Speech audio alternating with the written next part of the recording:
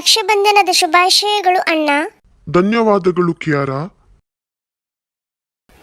ಅಣ್ಣ, ನಾನು ನಿಮಗಾಗಿ ಈ ರುಚಿಕರವಾದ ಸಿಹಿ ತಿಂಡಿಯನ್ನು ಮಾಡಿದ್ದೇನೆ.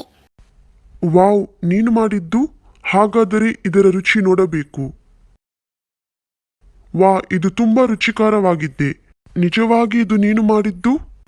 ಹೌದು, ನಾನು ಈ ಸಿಹಿ ತಿಂಡಿಯನ್ನು ಬಹಳ ಸಮಯದಿಂದ ತಯಾರಿಸುತ್ತಿದ್ದೇನೆ, ಹಾಗಾಗಿ ಏನೂ ತಿನ್ನಲಿಲ್ಲ. ನನಗೂ ಸ್ವಲ್ಪ ಕೊಡು ಅಣ್ಣ, ನನಗೆ ಅದರ ರುಚಿ ನೋಡಬೇಕು.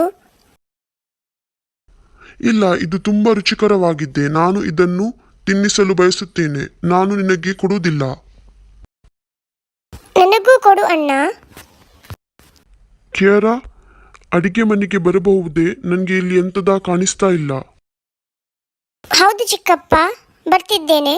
ಕಿಯಾರಾ, ನನಗೆ ಪದಾರ್ಥ ಮಾಡಲಿಕ್ಕೆ ಬೇಕಿದ್ದಾಗ ಉಪ್ಪು ಸಿಕ್ಕುದಿಲ್ಲ. ನೀನು ನೋಡಿದ್ದೀಯಾ? ಹೌದು ಅಂಕಲ್, ಅಲ್ಲಿಯೇ ಇತ್ತು, ಅಲ್ಲಿಯೇ ನೋಡಿ.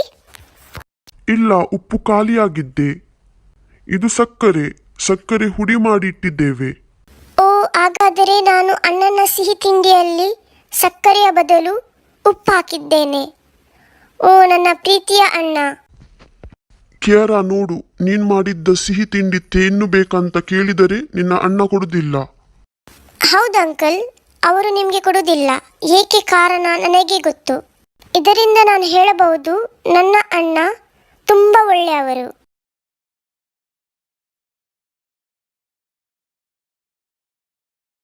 ಇದು ತಿನ್ನಲು ಯೋಗ್ಯವಿಲ್ಲ. ನೀವು ಇದನ್ನು ಹೇಗೆ ತಿಂದೀರಿ?